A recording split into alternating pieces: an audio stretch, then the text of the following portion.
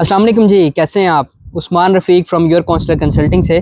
आज का टॉपिक है यूके के हालात बहुत ख़राब हैं। ठीक हो गया। तो जो लोग कह रहे होते हैं हालात बहुत ख़राब हैं, उन्हें कहें नहीं आप यूके छोड़ के जाएं, तो वो कहते हैं नहीं मैं ना 2-2,500-3,000 पाउंड कमा रहा हूँ, तो मैं ना इसको छोड़ के नहीं जा सकता। तो मैंने कहा फिर हालात कैसे ख़राब हैं? कहते वो यार लोग कहते हैं ना हमने यहाँ पर आना है, हमें फ्री अकामोडेशन ढूंढ के दे दें, हमें 2-3 या दिन यहाँ पर रहना है, या हमें फ़्लाइट के लिए जाना है, हमें उसकी बुकिंग्स चाहिए, हमारी टिकटें बुक करवा दो यार, थोड़ी सी फ़ीस भर दो, इंश्योरेंस भर दो। तो मैं ना अपने स्टूडेंट्स को कहता होता हूँ जब भी आप किसी को ये कहेंगे ना कि भाई मुझे अकामोडेशन के लिए रख लेना, ठीक हो गया, मेरी इंश्योरेंस भर देना, वीज़ा फ़ीस भर देना, हर बंदे ने आपको यही कहना है भाई यूके ना आना, यूके के हालात बड़े ख़राब ने। क्यों? आपने उनके ज़िम्मे कोई ना कोई चीज़ डाल दी है। ठीक हो गया। एक चीज़ जिससे मैं एग्री करता हूँ वो हाउसिंग के क्राइसिस हैं यूके में। उसके अलावा यूके में कोई जॉब्स के इश्यूज़ नहीं है। ठीक हो गया। आप गूगल करें आपको बेतहाशा जॉब्स आएंगी। हाँ, अब कोई बंदा आके ये कहे कि उसकी जगह इंटरव्यू भी हम दे दें, ठीक हो गया, उसकी जगह पे इंटरव्यू पास भी हम कर लें, गोरे से हम भी जाके मिल लें, ठीक हो गया। आप लोग अपने एरियाज़ को चेंज करें। हम जितने भी पाकिस्तानी इंडियंस हैं, बांग्लादेशी हैं, उनको जगह ही पता है सिर्फ जी, बर्मिंघम है, ब्रेडफोर्ड है, लीड्स है, मैनचेस्टर है और लंदन है। अब मैं जब से यूके में हूँ, मैं शुरू से स्कॉटलैंड रह रहा हूँ, ठीक हो गया। मैं इंग्लैंड जाता भी हूँ, मैं बहुत मुश्किल से 2 दिन गाँव गुजारता हूँ, ठीक हो गया। अपना काम वगैरह कोई ऑफिस का हुआ तो वो किया, वापस आ गए।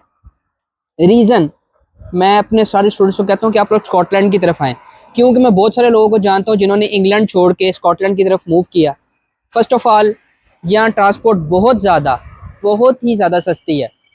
दूसरी बात, यहाँ पर जो कौंसल टैक्स हैं वो बहुत कम है इंग्लैंड की निस्बत। तीसरी चीज़, यहाँ पर जो फ़्लाइट्स हैं वो एडिनबरा से अगर आप किसी और साइड पे जाते हैं और ग्लासगो से किसी और साइड पे जाते हैं, तो ये 2 एयरपोर्ट्स हैं पूरे स्कॉटलैंड में। यहाँ पर अगर आप, लास्ट टाइम मैंने एक रेयान एयर से अपनी फ़्लाइट बुक की तो वो जस्ट 11 पाउंड की थी। मैं वो बड़ा परेशान हो गया, मैं ऐप में बार बार चेक कर रहा था, शायद कोई ग्लिच आया हो ऐप के अंदर, लेकिन जब वो मैंने बुक कर ली एंड में मैंने देखा वो वाकई में 11 पाउंड की थी। तो बहुत सारी चीज़ें हैं, आप लोग बड़े सिटीज़ को छोड़ के ऐसी सिटीज़ की तरफ मूव करें, ठीक है, जहाँ पर अपॉर्चुनिटीज़ ज़्यादा हैं। लंदन में अकामोडेशंस जो हैं उनके रेट्स बहुत हाई हैं, लेकिन अपॉर्चुनिटीज़ भी उसके हिसाब से हैं, ठीक हो गया। अब हम इस साइड पे आ जाते हैं स्कॉटलैंड में, ठीक है। ये बेसिकली वीडियो बनाने का मकसद भी ये था कि स्टूडेंट्स को ये भी अवेयरनेस होनी चाहिए कि आपने किस एरिया की तरफ मूव करना है। लाइक स्टर्लिंग यूनिवर्सिटी है, वो स्टर्लिंग में है, ये स्कॉटलैंड का एक सिटी है। उसके बाद ग्लासगो सबसे बड़ा सिटी है स्कॉटलैंड का, और वहाँ पर ग्लासगो कैलेंडरियन यूनिवर्सिटी है।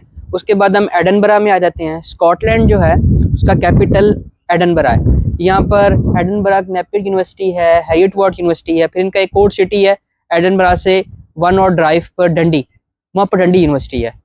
तो आप लोग अपने आप को ना थोड़ा सा मूव करें। आप लोग जाना चाहते हैं तो वेल्स वाली साइड पे जाएं, वहाँ पर बेंगोर यूनिवर्सिटी है, ठीक है। उसके बाद यूनिवर्सिटी ऑफ साउथ वेल्स है।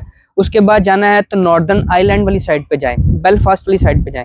ये वो एरियाज है जिनमें लोगों को पता ही नहीं है। अब कोई बैठा होगा ना, वो कहेगा जी कहाँ हो, कहते नहीं मैं लंदन, कहना यार यूके नहीं गए तुसी, ठीक हो गया। तो काफ़ी सारे लोगों को बताया जाए ना मैं स्कॉटलैंड रहता हूँ, तो उसको पता ही नहीं होता स्कॉटलैंड है क्या, एरिया किस तरह है बड़ा।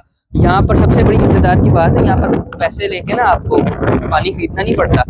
सारे पहाड़ी इलाके पानी इतना मज़े का है कि पीने के बाद पता लगता है। और जैसे मैंने आपको बताया कि यहाँ की लिविंग कॉस्ट लंदन के मुकाबले में 50% तक डिक्रीज़ है।